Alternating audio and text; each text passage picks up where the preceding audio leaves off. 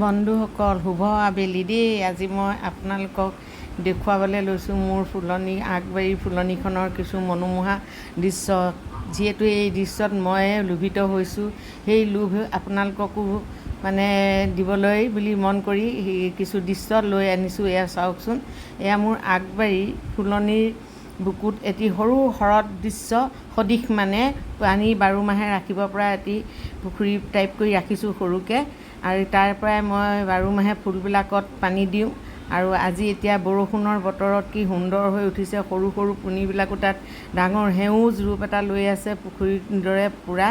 পাৰে পাৰে এয়া যাক ৰেইন লিলি বুলি কোৱা হয়, মই ইয়াক মৰমতে নাম দিওঁ বৃষ্টিমুখী।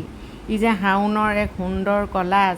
চাওকচোন, শাওণমহীয়া যেতিয়া বৰষুণ ঘনাই সঘনে দিয়ে, তেতিয়া ফুলবোৰৰ যেন ইমান হাঁহিমুখীয়া এটি দৃশ্যলৈ, মনোলোভা দৃশ্যলৈ আমাৰ মন মোহিত কৰে। নিশ্চয় আপোনালোকৰো মন মোহিত কৰিব। আপোনালোকে উপভোগ কৰি গৈ থাকক। মই দেখাই গৈছোঁ কিছু মোৰ ফুলনিৰ অংশ।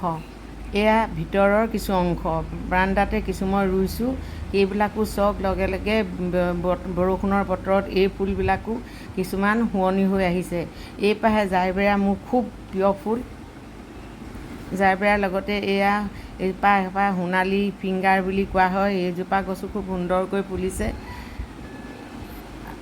আগেও মই আপোনালোকক কিছু ইয়াৰ অংশ দেখুৱাইছোঁ যদিও আজি আকৌ পুনৰ দেখুৱাবলৈ মই নিজেই মনত বান্ধি ল'লোঁ যে নিশ্চয় আপোনালোকেও সুখ অনুভৱ কৰিব, উপভোগ কৰি। এয়া চাওক, এয়া বাৰান্দাটো আছে, চিৰিটো দিছোঁ কিছু, দুৱাৰমুখৰ চিৰিত কিছু দিছোঁ।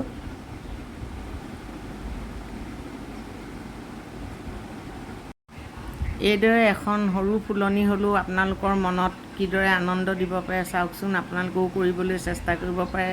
মোৰ ফুলৰ বাবে বৰ বিশেষ জেগা নাই, অথচ মই এই ফুল পিয়াসী মনটোক গলাই ৰাখিবলৈ এইধৰণে বাৰান্দাত কিছু ফুল দিছোঁ, বিভিন্ন ধৰণৰ সংগ্ৰহ কৰি ৰাখিছোঁ।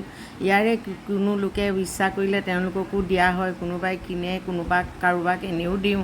এইধৰণেও মই এইবিলাক ৰাখিছোঁ। এটা হেঙিং টাববোৰ এইধৰণে হেং কৰি ৰাখিছোঁ। ইয়াৰ লগে লগে কিছুমান গ্ৰিলতো হেং কৰিছোঁ। আৰু চব কি ধৰণে প্ৰতিজোপা ফুলকে মই প্ৰতিপাল কৰি ৰাখিছোঁ।